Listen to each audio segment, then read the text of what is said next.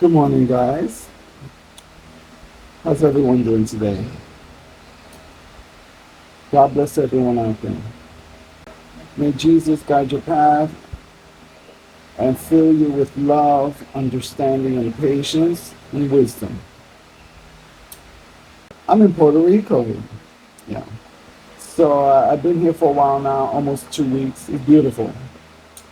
And of course, this is not my house. This is my mom's house because I would never have that wallpaper.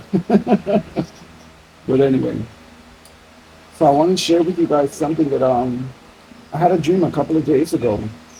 I'm not trying to act like someone that's trying to be a preacher or try to chastise anyone. I'm still on the journey with Christ myself, still learning things. Sometimes I have dreams, and sometimes I want to share it with you guys. And hoping that maybe, sometimes the dreams can be insightful to me and profound to me, that it might help me out. So I hope that maybe it might help you guys out as well. I pray that God blesses this video, all for His glory, not for mine. And I just want to share a dream that I had in a celebrity. And I don't expect that person to actually catch this channel or this video.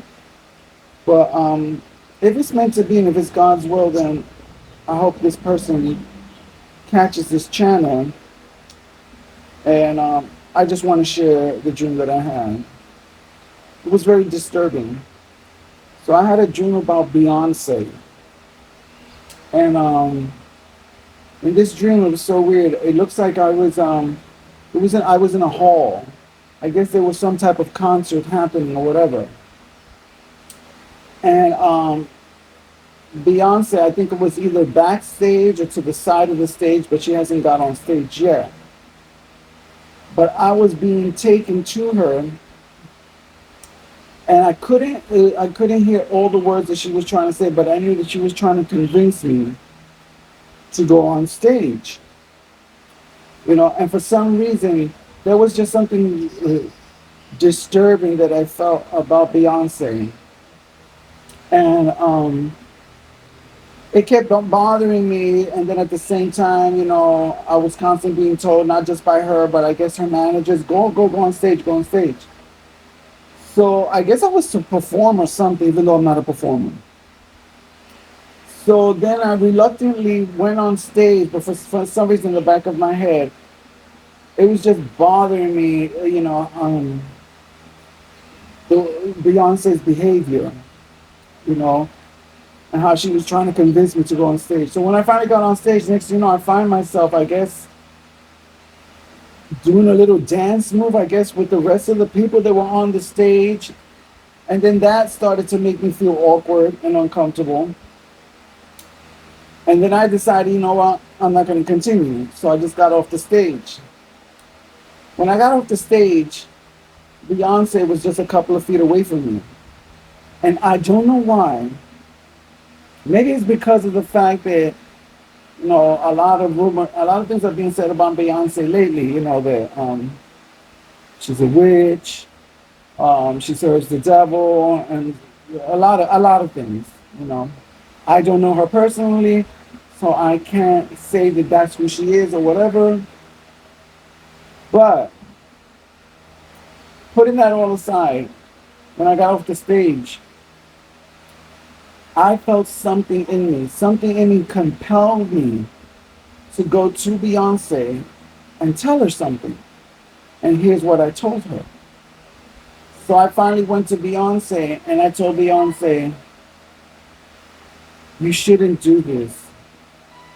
Don't do this. This is not right. And then I got closer to her and I whispered in her ear, please stop serving Satan. Stop serving Satan. The minute I said that, oh my goodness. Oh, it's like it was like not only her, but all her people, her security. It was like if I said something that was true and the jig was up. And all of a sudden, her crew and managers and everything. Next, you know, I was running for my life because they were trying to silence me, and I was running for my life. And as I was running, I was like, "Oh my goodness!" I told her the truth, and I guess this is what's happening. You know that she's serving Satan, and they didn't want it going out into the public. They wanted to silence it as quickly as possible. And next thing you know, all I remember was I was running for my life. I ran out of the hall. I think I was running through the street. I was running for my life, trying to hide in different places through this through the I guess the town or the city, because they were all chasing after me to try to kill me and silence me. And I was like, whoa. And then I just woke up and I was like, whoa. I was like, what was that I just drank? I was like, that's heavy. So I found out recently, you know, Satan, his original name was Lucifer, you know, before God cast him out of hell, and we all know him now as the devil, Satan. Well, besides finding out that before he was cast into hell and out of heaven, that he was the closest angel to God. He was the light of God. He was known as the morning star. And he was known as the angel that got the closest to God. And, you know, he was adorned with jewels and beautiful stones. I mean, this angel stood out above all the other angels or whatever. And then trying to find out that at the end, you know, he let pride, which is realizing is the mega sin of the whole world. He let pride get in him. Next thing you know, he thought he could be just like God or better, so he wanted to go for God's throne. But what I didn't know and I found out recently was that not only was he an angel of light, he was also the grand musician. It looks like God blessed him with the gift of music. And I was like, wow, how much this connects with today. And it wouldn't be surprised that this would be, if I was the devil and I was cast out of heaven and I hated humanity and I wanted to get back at God, I would definitely use the gifts that he gave me. And one of them would be music. And I would use music in such a way to manipulate humankind because I hate humankind. I would manipulate them, make them think that I love them, but in reality, I'm really using them to keep them away from God, prevent them from knowing the truth, because once they know the truth, then they realize he's real, God is real, the jig is up. And I would do just like him. And I would use music as a way to lure people away from God. So all I could say is, oh man, I don't even know. Beyonce, God bless you, Lord. God bless you. But love, if you know in your heart, in your spirit, if you have been promised something by the devil, just know he lives up to his reputation. He is a liar. And he will never ever guarantee you the truth, because if he was to tell you the real truth, you'd be running for the hills. And you would be serving God with the quickness, but it's not too late, girl. It is not too late for anybody out there, love. I don't know if you're a witch or whatever it is that you're doing. All I can say is maybe what I can say in my dream. Don't do this.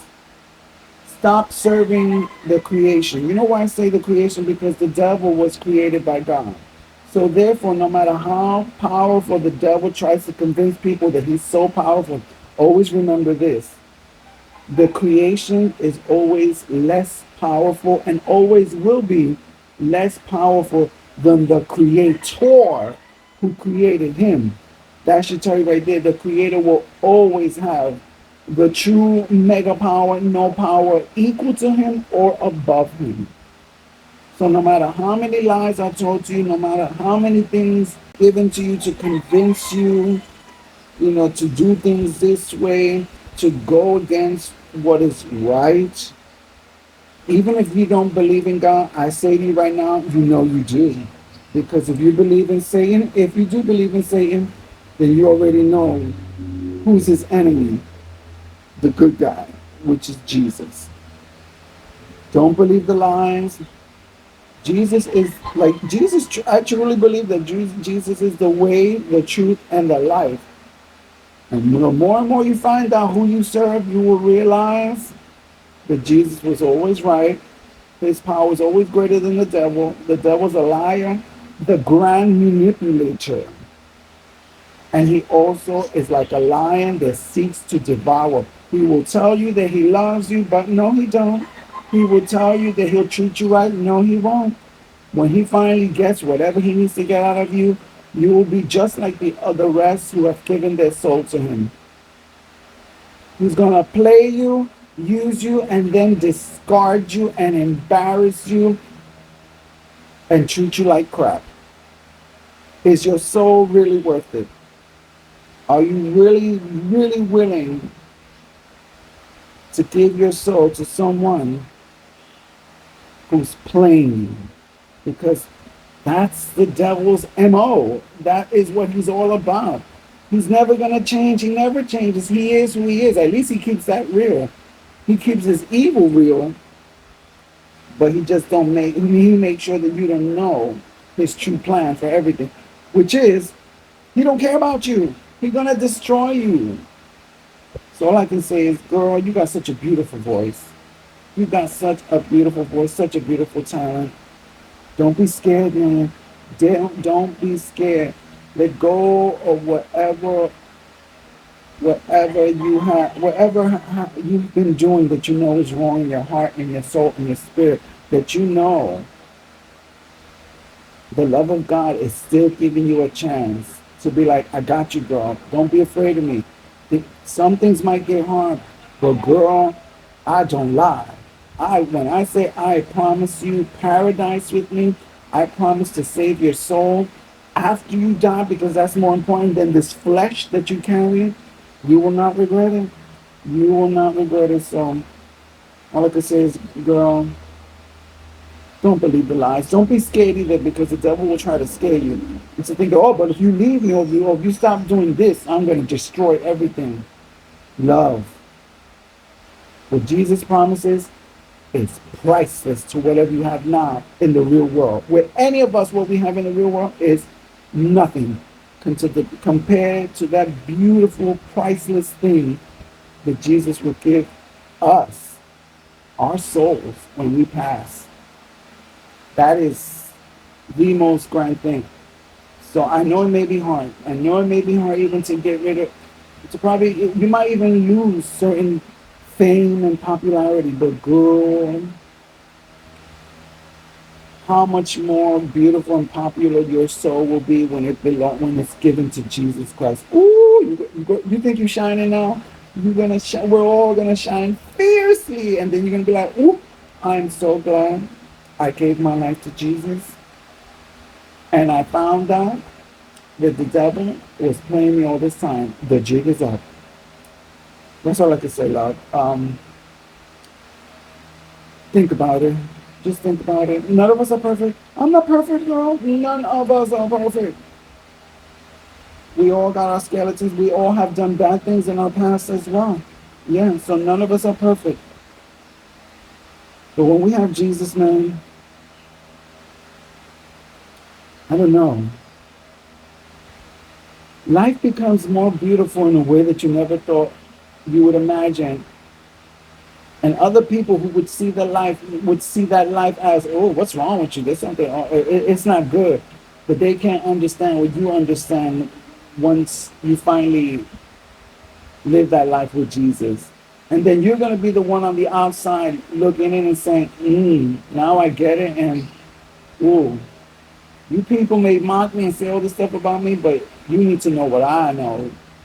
Because I'm seeing the truth, and Jesus has lifted the veils from my eyes. So, love, all I can say is, God bless you. Don't be scared. Some things are worth letting go of.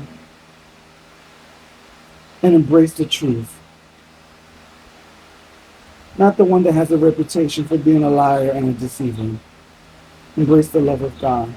God bless you and your whole family. Amen.